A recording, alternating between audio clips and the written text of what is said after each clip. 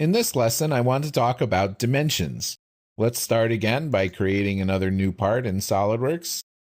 And I'm just going to select the front plane and a rectangle tool and create a rectangle on the screen. I'll just press Escape to get out of the sketch tool and to deselect the rectangle. Okay, now I'll grab the corner of the rectangle and drag it onto the origin, which creates a coincident relationship, and these two lines turn black.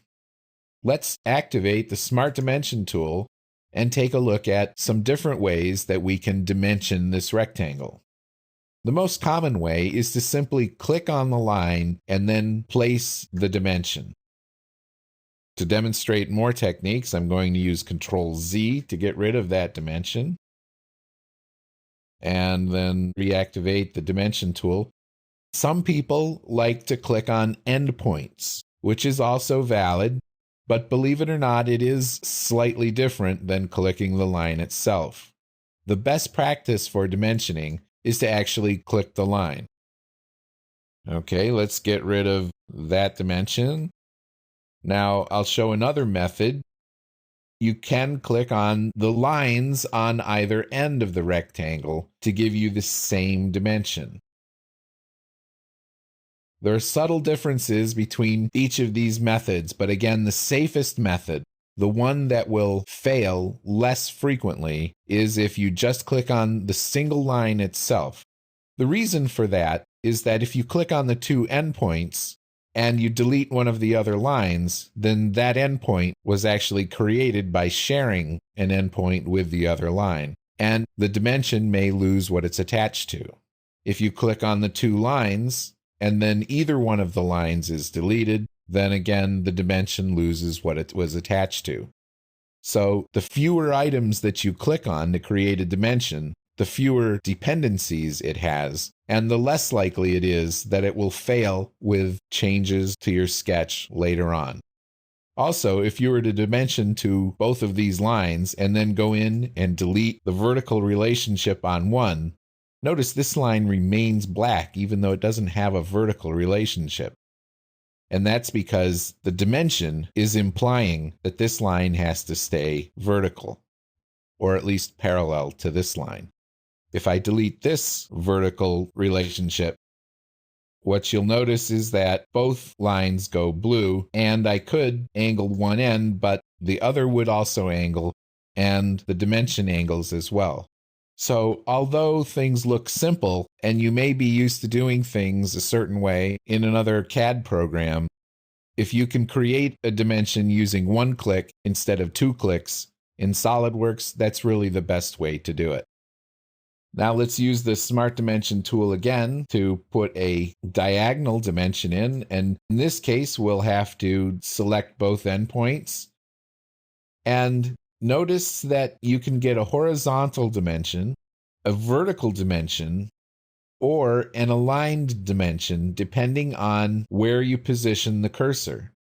Notice also that the cursor has a yellow right mouse button with a lock symbol. That means that if I click on the right mouse button in this position, that SOLIDWORKS is going to lock the dimension in that orientation. If I lock it again, it unlocks it, and I can lock it in this orientation, so no matter where I put the cursor, it's always a vertical dimension. So there are a lot of options with the SOLIDWORKS Dimension tool.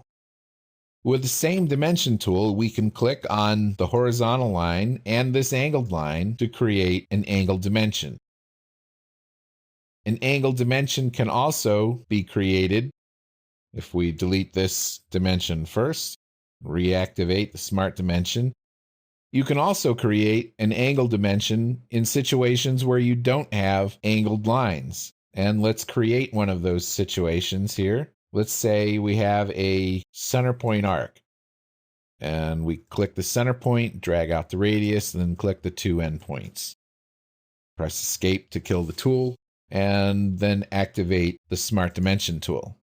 If I want to show the included angle of this arc, what I would need to do would be to click the center of the arc first, which would be the vertex of the angle, and then the other 2 points.